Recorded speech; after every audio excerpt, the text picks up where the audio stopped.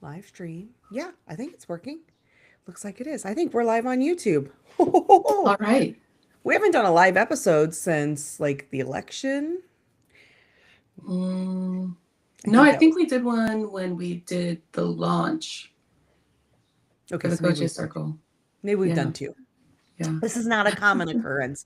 If you're listening to this on the podcast player of your choice at another time, hello, you're not live on YouTube with us, but we are recording this episode live.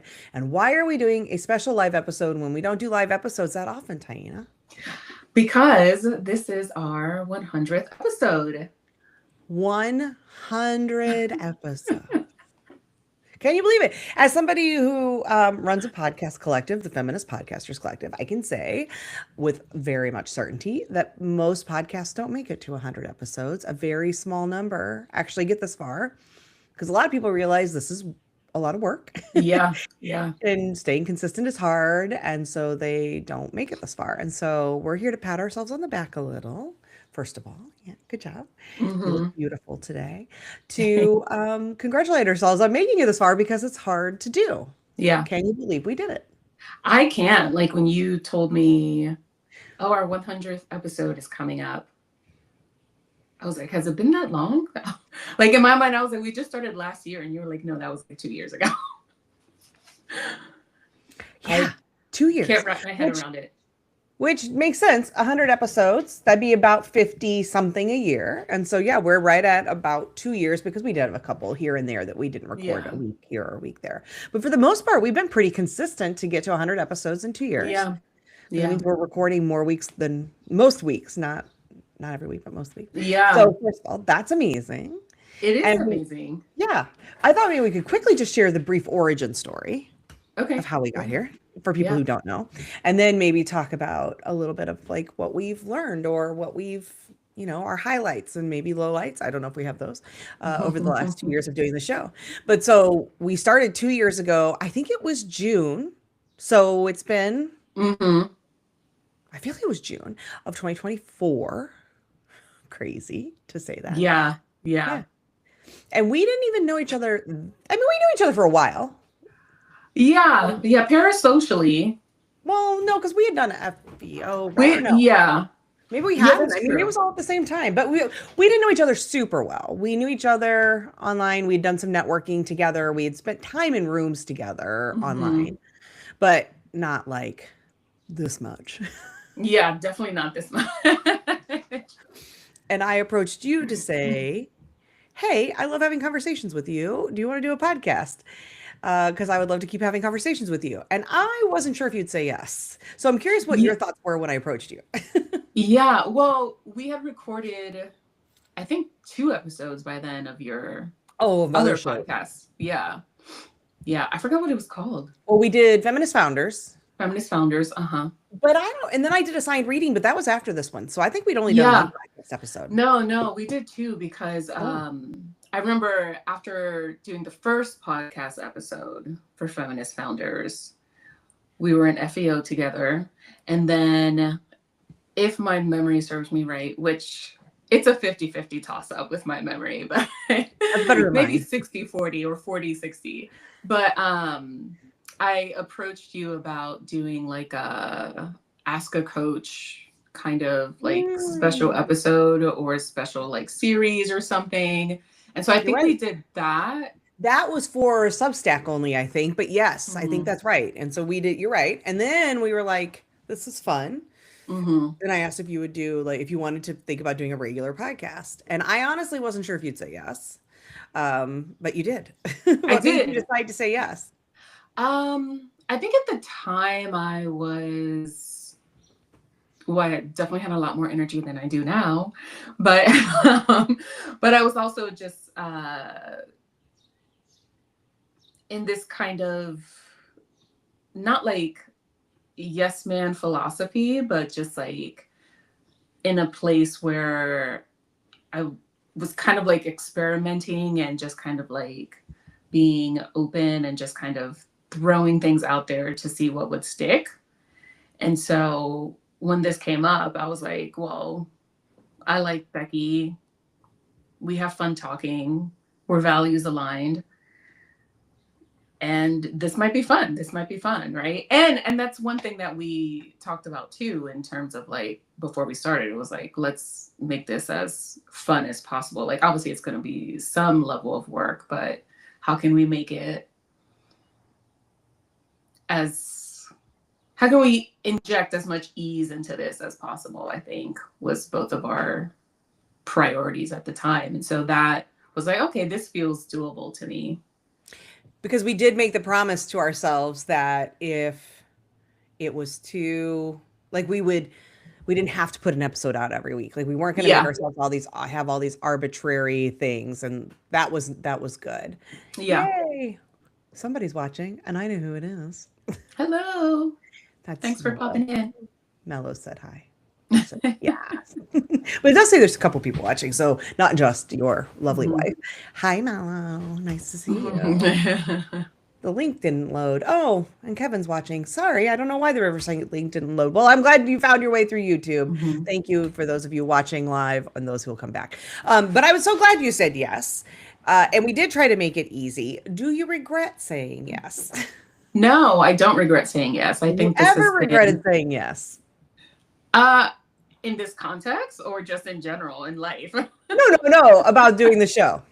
No, I've never regretted saying yes. Even when there are some, because we usually record on Wednesdays and then we post on Mondays. Even when there are like Tuesday nights where I don't sleep at all, or I wake up and I'm just like, oh fuck, I have like 5 minutes to like, get myself together before we record.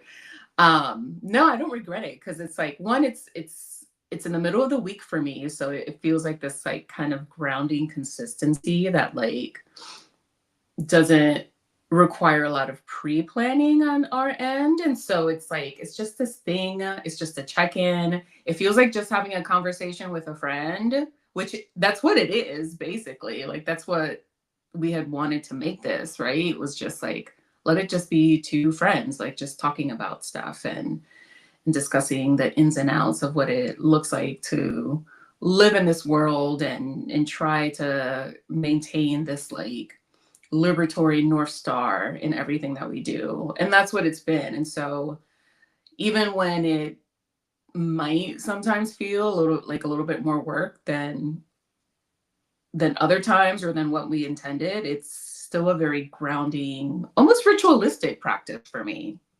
Do you regret saying yes? Oh, I can't hear you. Well, then you didn't hear me say no. I said, yes, I regret it. No, I don't regret it. I never regret it. I enjoy having conversations with you. Honestly, and this is a problem, if I could have 1,000 podcasts with 1,000 cool people I know, I would do that, because what I like about it is that ritualistic piece is because I don't think we would have, I know we wouldn't have had this many conversations. We wouldn't have gotten as close as we've gotten if we hadn't done the show. Yeah. And I love that about this, like that it gave us a place where we have a commitment and a reason. Not that you should have to have a reason to show up and have really interesting conversations about politics, about pop culture, about life, about, liberation. But it helps. Yeah, but the truth is most of us do need that, right? Because we go about our lives. We have so many things going on. And so having this standing call every week and a quote unquote like valid reason to be doing it has made sure we've done that. And I know our relationship wouldn't be what it was if we hadn't had these last 2 years of doing that. And so I love it. And I would love to be able to do that with like every amazing person I know, but also like then there's not enough hours in the day and I would never get anything else done. But I never regret it. I think it's amazing. And I love that we get to keep doing it, and that slowly but surely we've been building this audience. I'll just quickly do some quick behind the scenes sort of, pulling back the curtain on data kind of piece of what we do. So we're at 100 episodes, 2 years. We started with 0 subscribers on our YouTube channel, right? Because we started from nothing when we started all of this. And I'm just checking right now because I hadn't looked today. We're at 291. So we have almost 300 subscribers over the last 2 years. And every month we get a few more, which is amazing. And then we are at 11,000 downloads across all of the platforms. 5,000 of those are just views on YouTube. which is really amazing. And we have Yeah. almost 200,000 views of our shorts on YouTube, the short clips that we put That's out. wild. Yeah, and there's also a lot of shitty comments Yeah, from people I'm who don't. sure.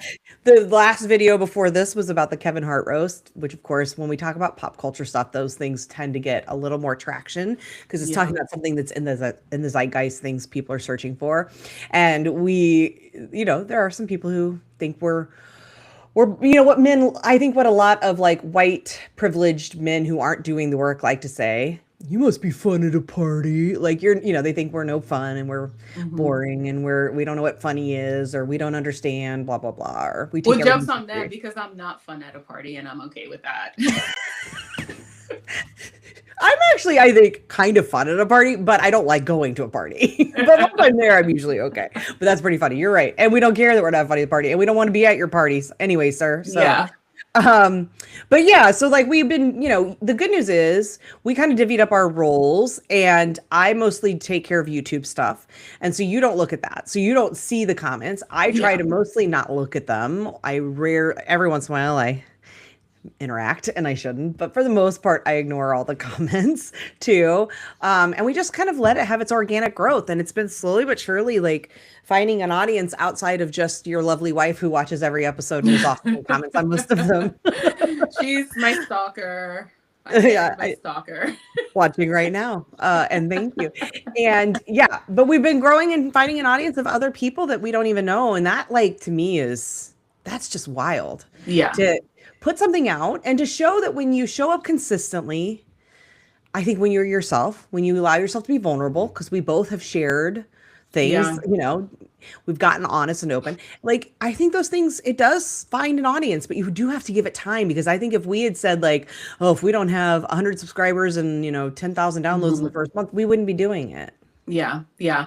And I think that's what I love about really doing anything with you, Becky, is that like we might set some goals and then obviously life happens. The world is a fucking dumpster fire and continues to just blaze and blaze bigger and bigger over the past several years. And so when we check in about our goals, we're not just like, oh, we didn't do this. We're like, okay, well, let's just adjust.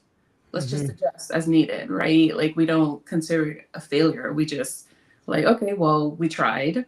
We tried our best. We did what we could. And obviously we need to adjust. Like we need to just kind of reorient and reconfigure and decide what is actually possible within the scope of our our capacity and our time and things like that. And so it's been a really this doing this is really generative, but it's also really just I don't it just it feels uh what's the word I'm looking for? Just like Therapeutic. In some without ways. getting too like woo woo or just like sappy, you know what I mean? Like it's just such a different way of just like doing things that that you don't encounter every day, that I definitely have not encountered in a lot of just like my work experience and life experience. And so and I think that's why it continues to feel good. I hope so, yeah. Yeah. Hi, Steph. And I'm glad people are finding their way. Apparently, the Riverside link I shared with everybody isn't working, so that's super awesome. But they're finding their way to YouTube, so thank you for being here on YouTube and watching. We appreciate you. And if you have questions for us, please share, or anything you just want to like throw up a comment that you Hmm. want us to share, because we're excited to do this live and be able to like interact some. But in the meantime, I will say that yes, it has felt almost therapeutic for me, right? Because we come and do a lot of like processing. Because I will often tell you when we come into something, one or both of us will be like, again, the world's a shit show and we're feeling heavy and I'm Hmm. angry or I'm sad or whatever the thing is. And almost always, I think both of us end up leaving these conversations better for having had them Yeah. and feeling not like it's some panacea. It's not like we're leaving saying, "Oh, the world's great now." But I think we leave feeling a little better, just like a little Hmm. more. And I think I hope that people who listen also feel the same way, Hmm. right? Because I think that it's that reminder of what community does and what relationship does. It's that feeling witnessed, feeling seen and validated, so that like Mhm. even when I'm saying the world is a shit storm and I leave still saying it's still a shit storm, I don't feel like one, I'm the only one seeing it. So like you Yeah. lose some of that crazy making stuff. And I don't feel alone in it. Like I have somebody else that I know cares and supports me. And I think that stuff goes a long way. Yeah. We Yeah. have some questions, Taina. Oh, okay. One, which is comes from your wife, because of course. And so she says, any favorite episodes or topic that you've talked about? Which, of course, going back to the it's 50-50, whether you'll remember, I can remember last week's episode, and that's about it. But I'm curious. Well, I was actually thinking about this last night as I was Okay. thinking about today's recording. I was like, what have been some like not standout moments, but like what are some things that if I remember them, then it obviously made an impression, right? Because my memory is so shitty these days. But I definitely well, and these haven't been published yet, but the Everything is Political series that's coming up, those are some really amazing conversations with like all kinds of people, like just all across the board. And so I'm really excited to get those out starting next week. And then I think some of my favorite conversations or some like moments that I can remember and think about fondly is I really liked having the gals from BRB crying on the podcast. Like that was a really just Yeah. oh god, it just felt like a sleepover. Like it had like sleepover vibes kind of. And so without being like too cheesy and too like cliche, but they just have like a way of just undoing all the fog almost immediately and just like getting right into the heart of the matter. And so that was a good conversation. I really loved having Dr. Julian on to talk about Harry Potter. He was so much fun. I have and continue to just like love his content on social media and the way that he kind of brings this like pop culture and academic world together in his classroom and the way he talks about it and whatnot. I'm trying to think. And then all the people that we just personally know that we've had on the podcast. Like it's just been nice to like connect with them in that way outside of like our regular like relationships, you know, like we had Marina and we had Portia and we had Laura and, you know, like, and just so many others that we know outside of the podcast that we've had on. So funny because you just mentioned Portia and you just said regular, degular. And I just had a call with Portia right before this and she said regular, degular on that call. And I was like, and I was like, the only other person I've ever heard say that is you. So there we go. Which is funny. Yeah, it's interesting to me that a lot of the ones you mentioned were other people, which I understand because they sort of stand out a little more. But and I appreciate all of those. I especially love that conversation about Harry Potter with Julie, and I thought that was really interesting, and I loved it. And I also loved watching you fangirl with the BRB gals because I didn't know them much, but you did, and that was fun. But honestly, I think my favorite episodes are just where we talk about the real life shit and work through something. And you mentioned like what you like working with me in this. And I will say that I feel so blessed because I get to like, I feel like in a way, and we should always pay people for their labor, but I should owe you $1 million in like the amazing labor that I feel like you give every week listening and conversing with me about things. Cause I learn from you every week. I feel like every week I'm learning something. And I've been talking about my book lately. For anybody who doesn't know, it's called Liberate Your Business. He has a book. And I keep telling people about this idea of my book and the perfectionism piece where you're featured in the Q&A in that section. And one of the reasons the book happened is because I finally was able to let go of this idea that it had to be the book. And honestly, you're the person who's helped me the most with that. Like the conversations we've had where you've been able to help me see and say, this doesn't have to be the conversation. It's just part of a conversation, and that I'm allowed to be a part of the conversation. And the problem isn't wanting to be a part of the conversation. It's the white supremacy piece is the belief that I need to be the conversation, right? That Yeah. I need to be the expert in the room. But it's okay for me to say I want to be a part of the conversation, Yeah. and like, and that all voices are valued in the conversation. And so you've been so, in so many ways, like I've learned so much from you that it's Mhm. ridiculous. And I just feel really lucky every time we get to have a conversation, because I'm like, I'm going to learn something here. Okay. I want to go to the other questions because I don't want to forget them. Mhm. After that, Steph asked, how has liberation changed in the 100 episodes, if at all? Like, I probably more like our views on liberation. Yeah. Have those changed over the last, these 100 episodes? Mm, I that's a mean, really good it question. has for me, in again, going back to the learning from you and the ways that Yeah. I continue to learn. I think over these last 2 years, I have seen such an evolution in myself, Hmm. in my understanding of and commitment to collective action and Hmm. working collectively, being in true community, which my understanding of that was definitely very white centered before. And I am unlearning so much of that other stuff and showing up in new ways of understanding that liberation truly cannot happen at an individual level or when we are working individually, that it is Hmm. only when it is in service of the collective and it is done by the collective. And so, Yeah. like, I can see it shaping everything in my life and my business and how I think and show up. And, I was just talking to Portia and Parshell right before this because they're launching some new stuff, and they were talking about, like, what does it look like? We're reaching out to see, is there some thing that maybe we can do collectively? And I was like, and they were like, we know that might be a bigger conversation for 2027, as far as like the what if we did something where there was a financial component that we all would benefit Hmm. from. And I'm like, I just want you to know, like, you don't have to like, I'm not somebody you're having to twist my arm. Like, Yeah. I'm all for how do we collectively build things and then all collectively prosper from the things Yeah. that we build. But 2 years ago, I wasn't that person, Taina. I really wasn't. I credit so much from, I mean, this show and also my partnership with Faith Hmm. Clark on Feminist Founders. But both of Hmm. you, like, I feel so deeply privileged to get to learn from you both all the time. And it has fundamentally changed like my DNA and how I show up. And that I think of liberation so differently now, in that I truly am like, there's nothing about community that's lip service for me or that's like performative for me. It is truly now like, I really am always thinking, what does it look like? How do I push myself? How do I think more about how this could look if there was not just me trying to do this thing, and Hmm. what else might be possible, and how do we all work together?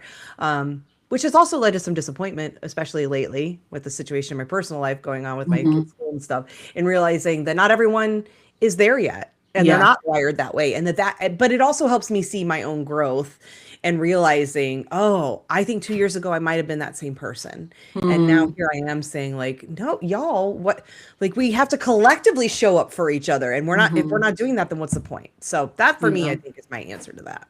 Yeah. Um, that's God, that's such a good question. Thank you for sharing that also. I'm just like, okay, I'm not gonna cry, I'm not gonna cry. Um, Oh, if I don't make you cry this episode, then I'll feel like I've failed. So like you let's, did something, yeah. It takes a that'll lot be to my make me goal. No, cry. yeah. I think liberation is such a like iterative process. Mm, And so I think my mindset is always like, what's this iteration of it look like for me, right? Like through everything that I'm doing, and sometimes that catches me by surprise. To be quite honest, like I think there's the just like human hubris uh, slash ego, right, and that like internalized white supremacy that we're constantly battling against. That like I will sometimes find myself forgetting that I'm part of the community, mm, right? Like, and in that way, I'm like othering other people, but also othering myself. And so then I have to like learn the lesson all over again, like through another iteration that, like, oh no, I also need to like be doing these things. And I am also like worthy of being a part of the community. And mm, so I think that's that's kind of what this space has felt like for me. I don't know if that's like really answering the question in terms of like how it's changed, but I think the concept of liberation, right? Like there's this vague understanding of what that looks like or what that means, right? Like liberation means people are free, right? Free to thrive, free to like live their lives, enjoy their lives, be who they are. But what that looks like that practical application of that is something that changes over time. It's something that we have to like relearn as our contexts change. And over the past 2 years, both of our contexts have changed incredibly so, between just loss and gains and, you know, politics, like the world at large, like context has shifted so much. And so it would be naive to say that the practical application of like what liberation looks like every day hasn't changed, because of course it's changed. And I think that's something I'm still also just like figuring out as I'm like still grappling with like this grief process, like figuring out, okay, like what is it going to look like on the other side of this? But also, what does it look like today while I'm grieving and still need to like make room for things and for myself, right? Like how do all these things work together? Yeah. Yeah. Well, just you using that like that it's iterative makes me immediately think of Adrienne Marie Brown. I didn't And bring it up. you did. You said that it's iterative. You said liberation is Indirectly, I guess. And but it made me think of Adrienne Marie Brown because you talk about her a lot. And that's another thing is I've learned a lot about, like, you've deepened some of my understanding around some of those things. And I think that continues. I mean, I would hope that if we did a 200th or whatever episode, in another 2 years, that I would say, yeah, my idea of liberation's changed again, right? Because that's what I think human growth and evolution is all about. And I think, Kevin, those two words are not that similar, but my mouth was like that. Kevin asked a question that I think is also interesting, kind of also related to this idea around liberation, what's the hardest thing about advocating for liberation? And I'm curious, I have a feeling I don't know. I'm interested. I wonder if we have similar answers. I'm curious what your thoughts are on that. Yeah. I think the hardest thing is sometimes the cost of advocating for liberation. Advocating for liberation, there's always a cost. Sometimes it's low and sometimes it's high. And everyone has their line, right? Like sometimes the cost is too high. Like that's a reality that we live in because of the world that we live in. Sometimes if you work a 9 to 5 and you have a boss and, you work with, in an office or remotely or whatever with other people, and something happens and the cost could potentially be you losing your job, which you might not be able to grapple with at that time. That's a too high cost for you, right? To advocate for liberation in that context. And so, I think that's the hardest thing is like defining that cost and then making that decision, like when it feels like the cost is too high, like trying to decide for yourself, is this really too high, or is this just like fear, like am I just like trying not to rock the boat, or am I trying to hold on to cloud, or or anything like that. And so I think that's the hardest thing. Yeah, I mean, I guess our answers are similar. I wouldn't have thought of it in that term, but now that you say that, yeah, because the cost, and for me, I think it's that I think of two things, and they're very related, which is the potential isolation, the loneliness of it, and then the exhaustion. And those things I think are also very much related, that when you feel isolated and lonely in doing it, that can increase the drain, the emotional drain on you. And I'm just thinking about this because, again, this sort of in real time experience that I'm dealing with the education system and things locally, like hyper local version of what this looks like in real time. And feeling that exhaustion and knowing that so much of that is because of feeling so kind of alone and isolated in the experience and not having the support system that would be helpful in doing that. Because as we talk about liberation on a more global kind of big picture thing, which is, I think, I mean, we're talking about real life moments in our lives and stuff, but it's not that we're necessarily with the podcast advocating for a specific change or in a specific area, right?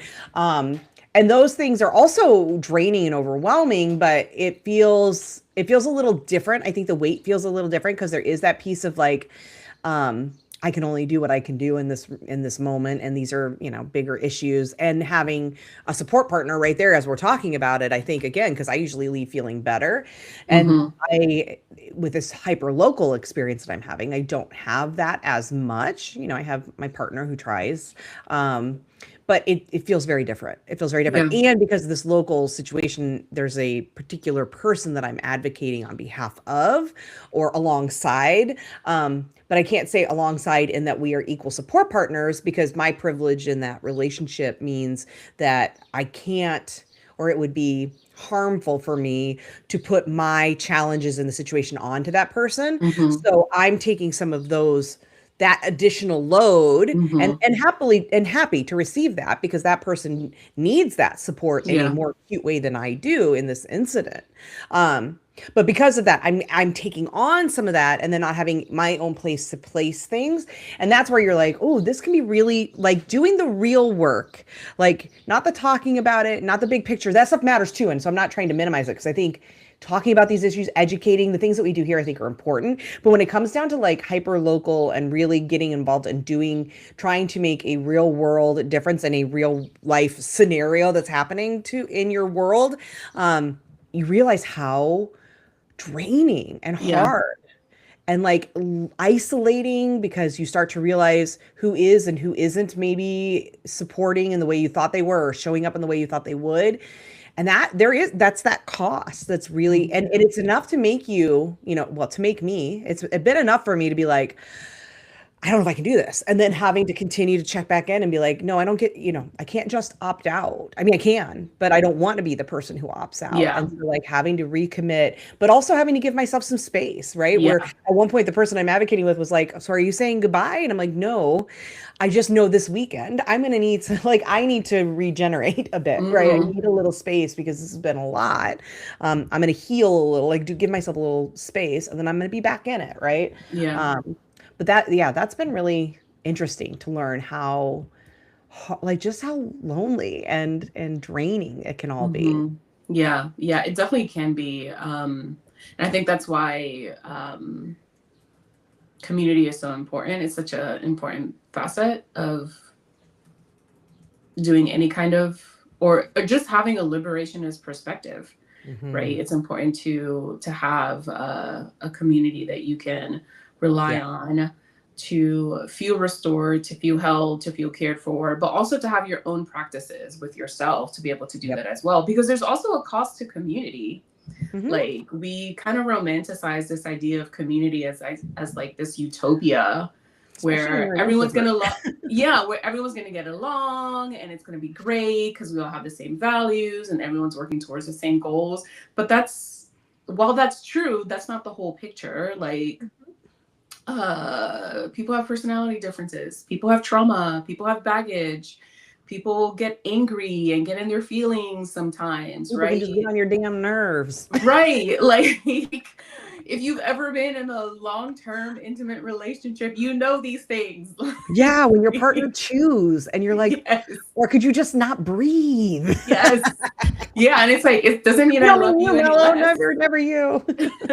It doesn't mean I love you any less. There's a cost to being in relationship with people. And a cost is, part of that cost is like giving up a part of your comfort and making space for people. And so the bottom line, I think, is like, it doesn't come without work. It doesn't come without you actively choosing to do the work. Like, It's not something that just happens because you think it's a good idea and because you believe in it.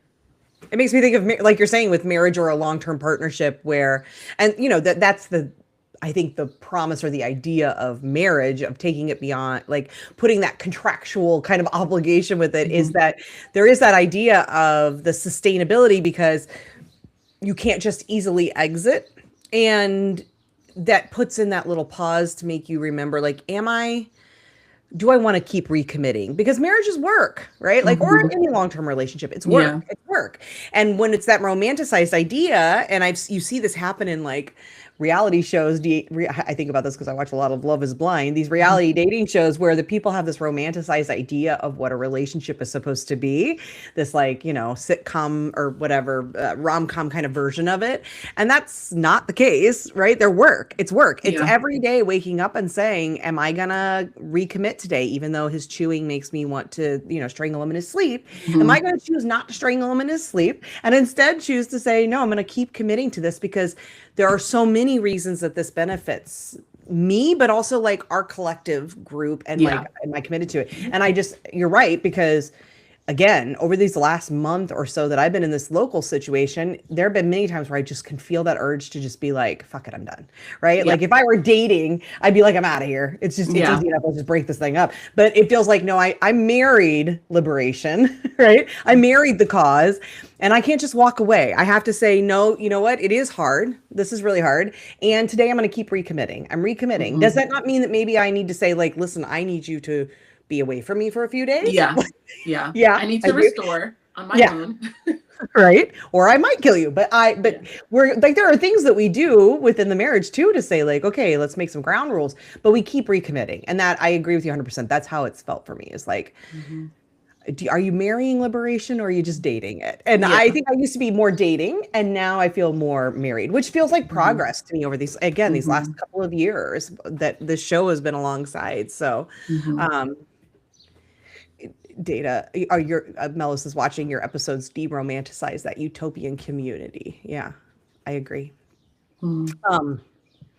Okay, for us to start moving towards the finish line of our 100th live episode. Yeah, I still can't believe it. I know. Let's talk about what's next. Steph says, well, first somebody said 200 episodes, right? Mel was like, yeah, 200 episodes. Steph says 20,000 episodes. I think Steph is, that's very ambitious. What would that be? You have a lot of faith in us, Steph. 2 years to get to 100, 4 years to get to 200. That'd be what, 400 years? Maybe we can make that happen. But I'm horrible at math, but I feel like it's a lot. It's a lot of years. But what are your thoughts about, like, what's next? Where does this go? What do you see? Because then at 200 episodes, we'll come back and say, well, none of that happened. I definitely want to meet up in person, because we've never been in the same place. That should happen. It would be very fun to do a like IRL episode. Yeah. Definitely. Oprah's done 20,000 episodes. Well, yeah, okay. That's amazing though when you think about that. That's crazy. But that's not weekly. I think Oprah was doing daily for a long time. Yeah. That makes a big difference. But anyway. Okay. Yeah, no, I think IRL, I agree. That would be great. Yeah. Something in real life, something in person. I don't know. We haven't really. We're just kind of taking it week by week, I think, at this point. Like we don't have any plans to stop. I don't. Unless it just gets like completely out of control, and it just, some cataclysmic thing happens where we can't just like maintain the consistency anymore. Oh God, of course she would. Apologies for my wife. But never apologize for your wife. I don't have to live with her, but I love her. It's never boring, that's for sure. I can't see the emojis, just so you know right now, Mello. I'm gonna look when I get to YouTube, but when we're recording in the studio where it shows us what's coming up, I think you used emojis, and it says face, fuchsia, poop, shape. So I don't know what that is, but I can't wait to find out what face, fuchsia, poop, shape means. That's hilarious. I think what's next is we're just going to keep having these conversations, and hopefully keep learning from each other and learning from what's happening out in the world, and hopefully helping people who tune in learn a little bit more about themselves and how to do the day-to-day work of keeping that liberated mindset and that perspective. And then there's also person turquoise waving. I can't wait to look at the emojis. I agree. I think keeping it, I actually love keeping it like it's been. It's a fuchsia poop with the tongue sticking out. Okay. Why? Okay. Anyway, I love the idea of keeping things free flowing and I love the idea of like, where does this take us versus where we force trying to take it? Like it feels, instead of trying to pull or push, it's just like, can we be on the river, enjoying the ride, right? Like, Yeah. and it feels like the difference between rapids where you're like struggling to stay in a lane or something, and just being on like a nice little floaty. Yeah, like I just want to be on the lazy river, and wherever the lazy river takes us, that sounds lovely, and let's see what happens. Because I feel like I'm trying to get off the ride where we're forcing everything, and I feel like I've been on it so long, and I do feel that like pull still sometimes to be like, oh, especially when I look at data. Like I love seeing the data. I think it's fun to see that we're 11,000 downloads and like watching the growth and seeing the subscriber numbers, but also trying to untether that from the impulse to be like, so then now we got to get to 500, or we got to get to whatever the thing is, and just saying, can we just enjoy it? And I think that's mostly what we've been doing, and it feels like it has been working. Yeah. And other places where I have allowed that pull to take over, the drive, the like, it's got to be this, it's got to be that, it never seems to work. And I do think there's something to be said for like not forcing things. Yeah. And the results working better because of it. Yeah. Yeah. It feels very organic.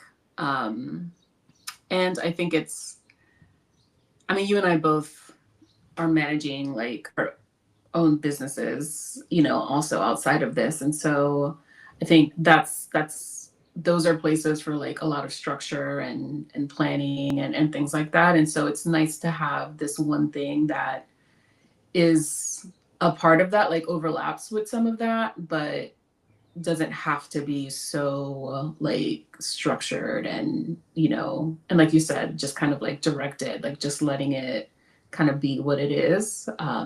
Yeah. I know. I think it's been great.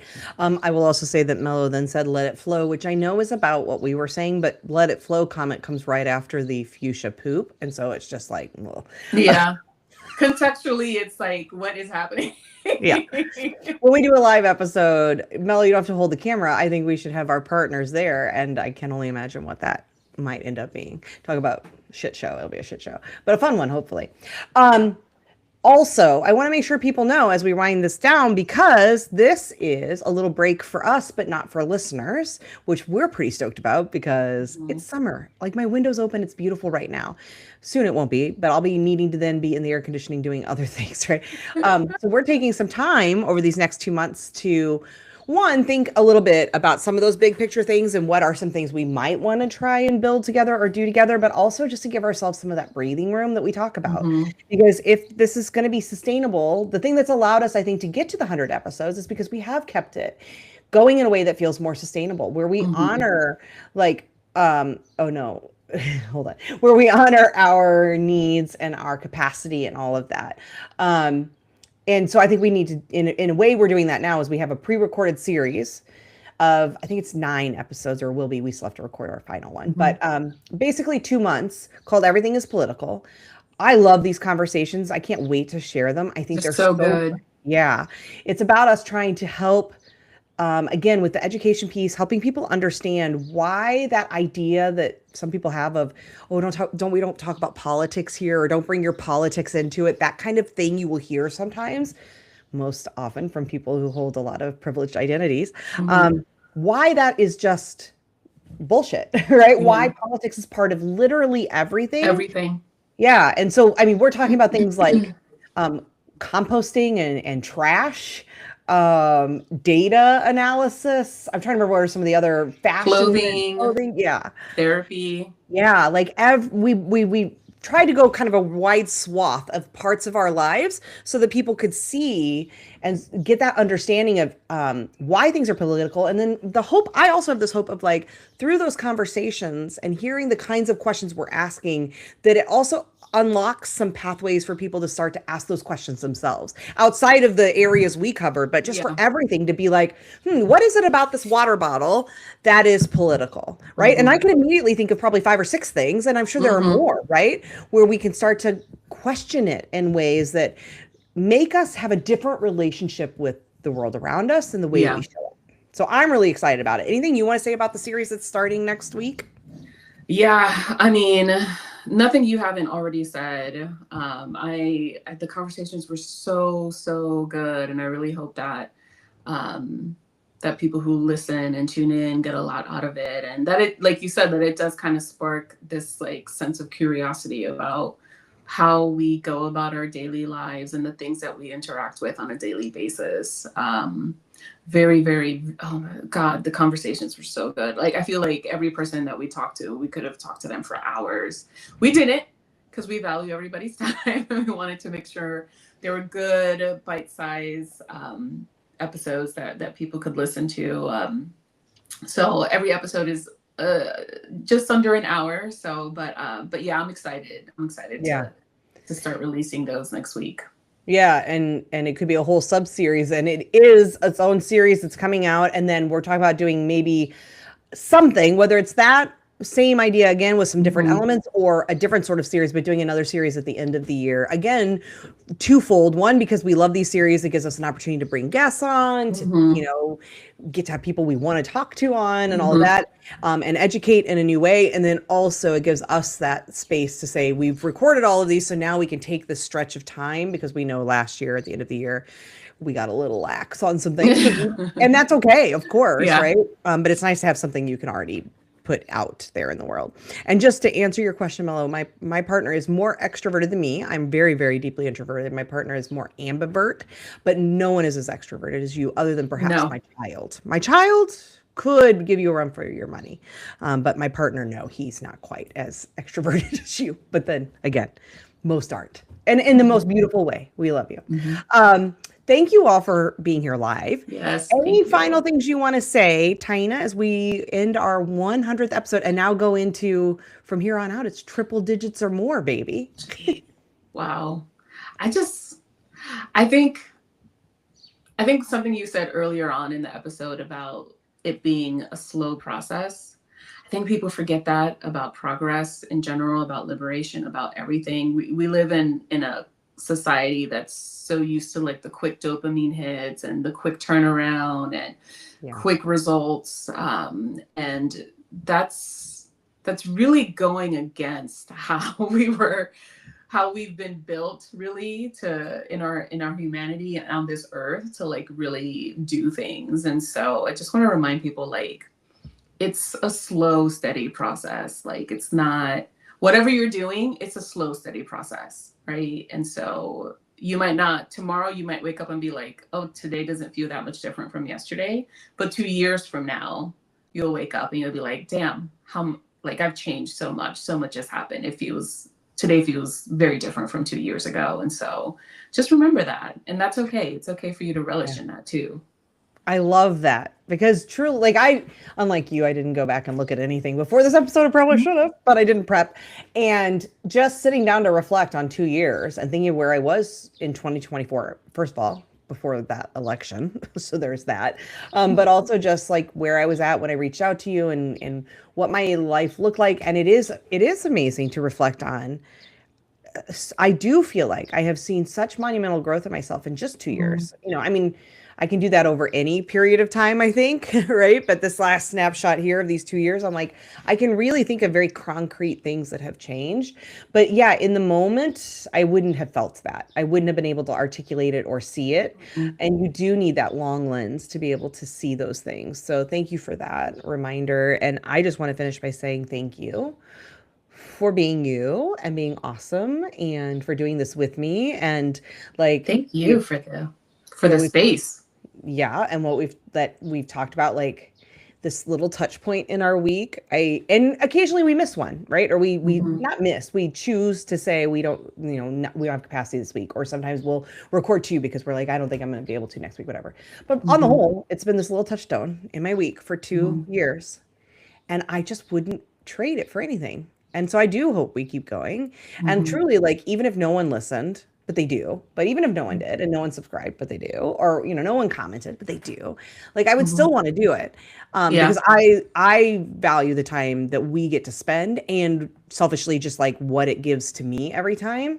Same. Um, but I also hope, because people are listening and they are commenting and there are new subscribers and all of those things, I'm hoping that it also means something for other people. And that little touch point in their week is the reminder they need to stay with these things, or to continue to learn, or keep challenging their edges and all of that. So thank you also to everyone who's been listening and joining us on this ride, because we get so Yes. much out of it.